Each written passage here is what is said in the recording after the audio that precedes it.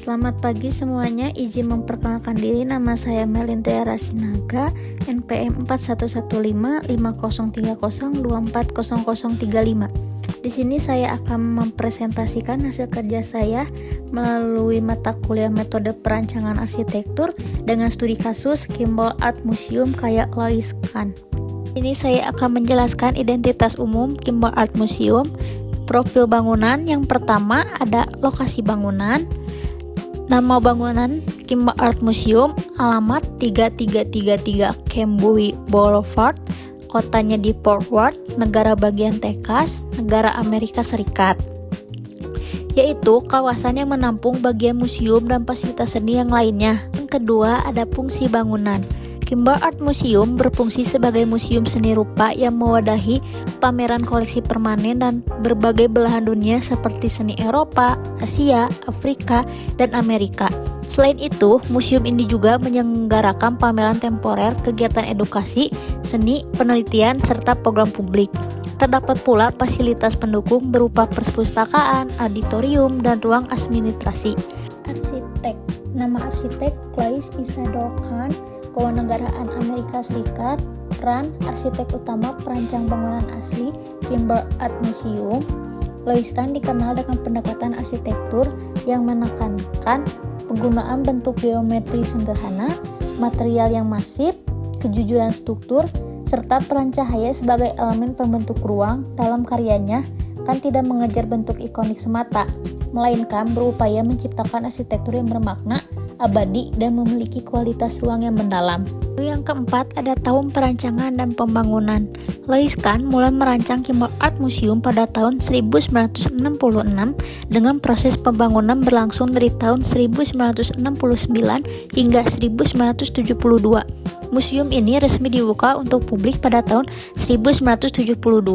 Fakta bahwa bangunan ini selesai hanya 2 tahun sebelum Lois Kahn wafat menjadikan Kimball Art Museum sebagai refleksi pemikiran arsitek tersebut di akhir masa hidupnya. Yang kelima ada tipologi bangunan. Kimball Art Museum termasuk dalam tipologi museum seni modern, namun pendekatan desainnya bersifat monumental humanis. Artinya, bangunan memiliki kesan agung dan bermartabat tanpa menghilangkan skala manusia. Fokus utama tipologi ini bukan pada bentuk ikonik yang mencolok, melainkan pada kualitas ruang, pencahayaan alami, dan kenyamanan pengunjung. Lalu ada ciri tipologi spesifik. Tata ruang museum disusun dari modul-modul galeri yang berulang dengan proporsi seragam. Elemen utama bangunan adalah barrel vault berbentuk siloid yang berfungsi sebagai struktur pembentuk ruang sekaligus sistem pencahayaan. Sistem ruang dan struktur bangunan terdiri dari 16 barrel vault beton. Setiap vault memiliki fungsi ganda, yaitu sebagai elemen struktural utama dan sebagai pembentuk ruang galeri. Selanjutnya ada cara arsitek memahami desain. Yang pertama ada memahami fungsi dasar dan masalah desain museum. Museum dipahami sebagai ruang apresiasi seni dan edukasi, bukan hanya tempat pamer, tetapi ruang kontemplatif.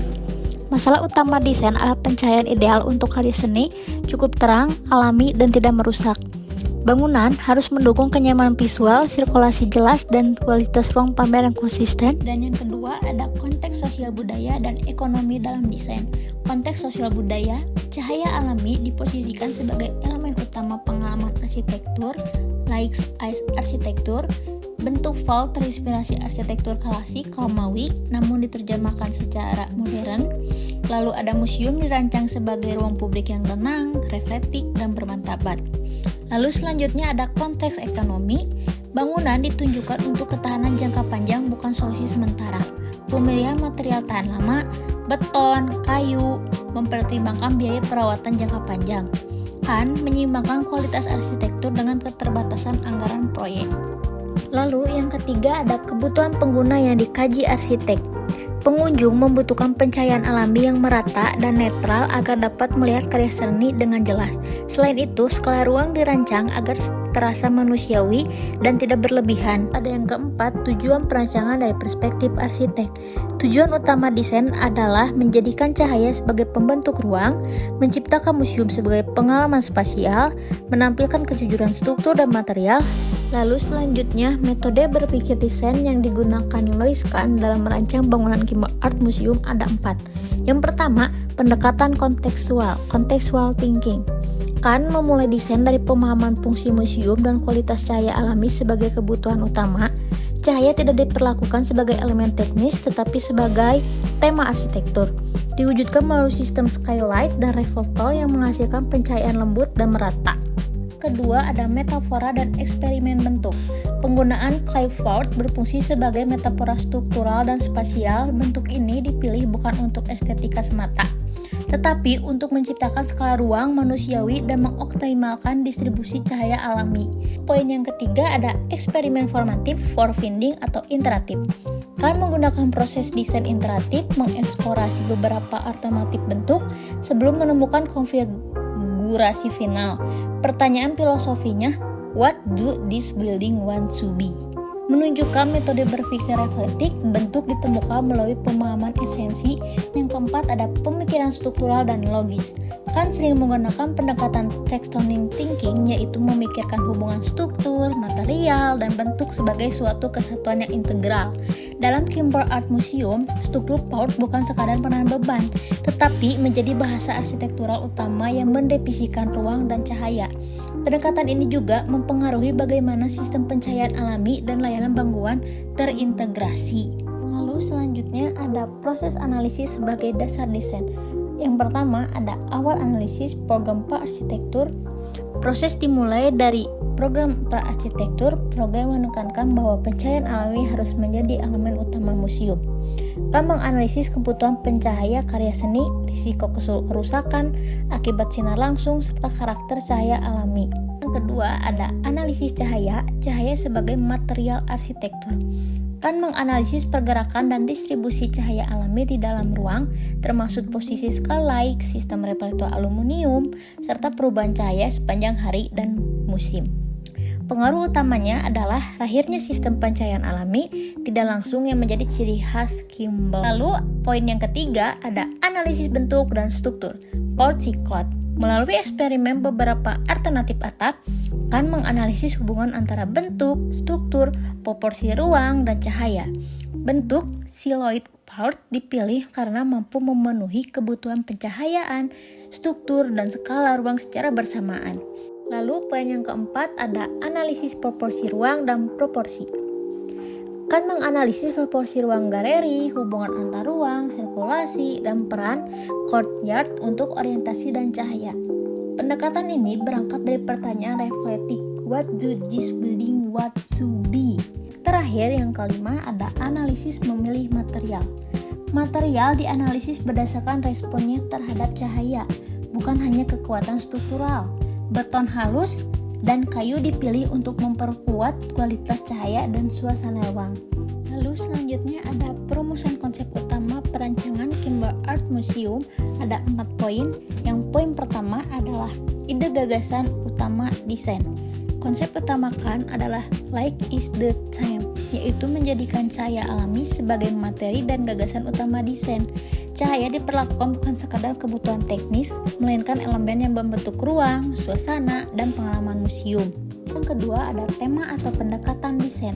Pendekatan desain berfokus pada hubungan cahaya dan ruang, light and space. Museum dipahami sebagai family of rooms, yakni rangkaian ruang galeri yang berulang, proporsional, dan saling terhubung. Poin yang ketiga, transformasi konsep menjadi bentuk.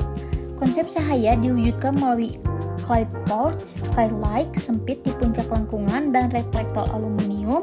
Bentuk POUT memungkinkan distribusi cahaya alami secara tidak langsung. Yang terakhir, poin yang keempat, filosofi desain bangunan. Filosofi kan tercermin dalam pertanyaan reflektif, what do this building want to be? Arsitektur dipandang sebagai ruang hidup yang lahir dari kebutuhan fungsi, cahaya, material, dan pengalaman manusia, bukan dari gaya atau tren semata. Lalu selanjutnya transformasi konsep Kimball Art Museum menuliskan menjadi bentuk. Yang pertama ada konsep utama light is the theme, bentuk skylight dan ruang. Konsep utama light is the theme diwujudkan melalui sistem pencahayaan alami yang sangat terkendali. Kan merancang skylight sempit di puncak setiap POUT agar cahaya tidak masuk secara langsung ke ruang pamer.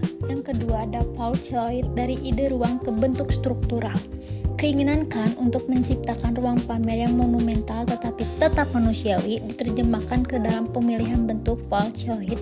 Bentuk ini dipilih setelah melalui analisis proporsi ruang dan pencahayaan karena mampu memberikan tinggi dan lebar ruang yang seimbang. Yang poin ketiga ada eksperimen bentuk klasik dalam arsitektur modern. Inspirasi dari arsitektur klasik khususnya Polt dan Arch Romawi ditransformasikan ke dalam bentuk modern yang sederhana dan tanpa ornamen. Pemulangan Polt menciptakan ritme yang konsisten baik pada interior maupun eksterior. Poin yang keempat ada sistem pencahayaan dan detail teknis. Kan juga mentransformasikan gagasan kesatuan arsitektur ke dalam detail teknis bangunan. Sistem mekanikal dan utilitas ditempatkan di sela-sela vault sehingga tidak mengganggu kemurnian bentuk dari pengalaman ruang galeri. Selanjutnya ada strategi penataan ruang Kimball Art Museum Lois Kahn. Yang pertama ada konsep family of rooms, ruang berulang dan setara. Kahn menata museum sebagai rangkaian ruang galeri yang berulang dan setara, bukan satu ruang besar. Setiap galeri memiliki proporsi, pencahayaan, dan kualitas ruang yang sama, sehingga pengunjung dapat berpindah ruang tanpa hierarki yang kaku. Poin yang kedua ada modul ruang berbasis Polt-Chelluloid. Penataan ruang didasarkan pada modul struktural Polt yang berulang. Satu Polt sama dengan satu unit ruang galeri. Modul ini memudahkan orientasi dan kontinuitas ruang. Struktur sekaligus menjadi alat perorganisasi ruang. Yang ketiga ada sirkulasi linear namun fleksibel. Sirkulasi utama dirancang linear dan jelas namun tanpa jalur wajib. Pengunjung bebas memilih urutan ruang pamer sehingga pengalaman bersifat non-linear dan personal sesuai karakter museum seni. Keempat ada pemisahan ruang servis dan ruang publik. Ruang servis, penyimpanan, mekanikal, utilitas ditempatkan di antara dan di bawah modul vault terpisah dari galeri utama. Terakhir yang kelima ada transisi ruang dalam dan luar melalui courtyard. Courtyard ditempatkan sebagai ruang antara transition space yang membantu orientasi, pencahayaan alami, dan jeda visual bagi pengunjung.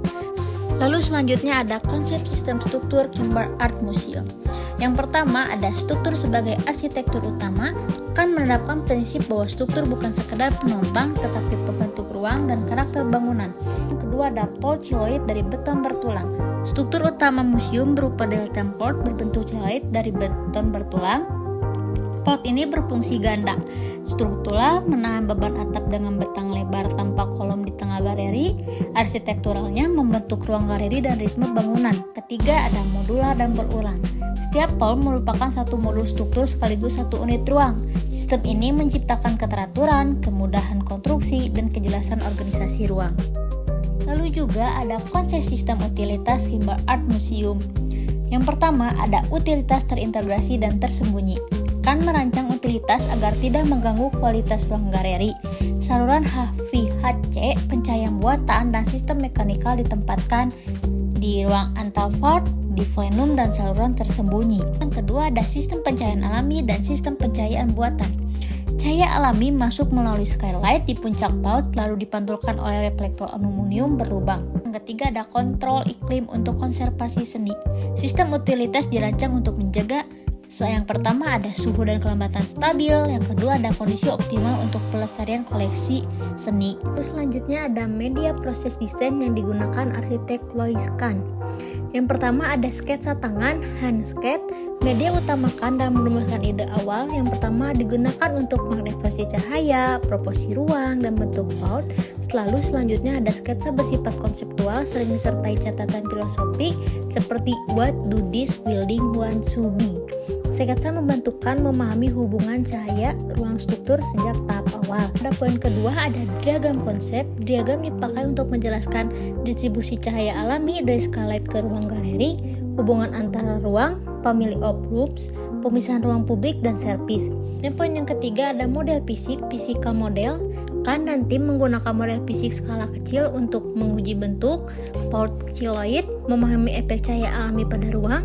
Poin keempat ada gambar kerja teknis, architectural drawings. Setelah konsep matang, ide diterjemahkan ke denah, potongan, dan detail teknis. Lalu pada poin yang terakhir ada eksperimen cahaya secara manual. Alih-alih simulasi digital, pencahayaan diuji melalui model fisik, Lalu selanjutnya yang terakhir ada karakter proses perancangan arsitek Lois Kahn. Yang pertama ada cara berpikir dominan, filosofi esensial. Lois Kahn memulai proses desain bukan dari bentuk, tetapi dari pertanyaan mendasar tentang hakikat bangunan, terkenal dengan kalimat "What do this building want to be?" Ya, cahaya sebagai generator desain. Berbeda dari banyak arsitek yang memperlakukan cahaya sebagai aspek teknis, Kahn menjadikan aspek cahaya sebagai penggerak utama proses desain. Poin yang ketiga, struktur sebagai pemikir ruang. Kahn berpikir bahwa struktur harus terbaca dan membentuk ruang. Paul Chiloid tidak dirancang setelah denah, tetapi justru menjadi dasar organisasi ruang. Poin yang keempat, proses lambat, iteratif, dan reflektif. Kahn dikenal dengan proses desain yang lambat dan penuh perenungan. Kualitas lebih penting daripada kecepatan. Sekian dari presentasi saya, mohon maaf apabila ada kekurangan. Terima kasih.